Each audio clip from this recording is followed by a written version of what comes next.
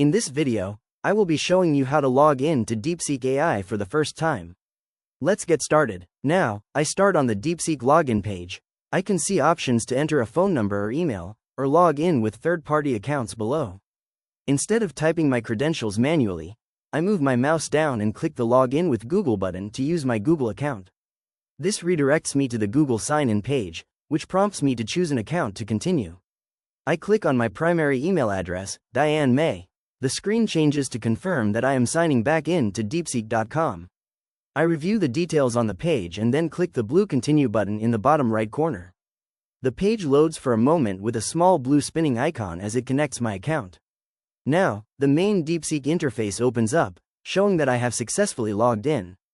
On the left side, I can see my previous chat history. I click on the text field in the center that says Message Deepseek. Next, I type my prompt.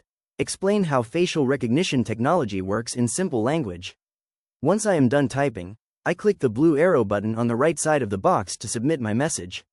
Deepseek starts generating the response immediately, breaking down the technology into easy-to-understand steps. It outlines Step 1 as finding the face, Step 2 as taking measurements, Step 3 as turning the face into a math equation, and Step 4 as comparing and matching.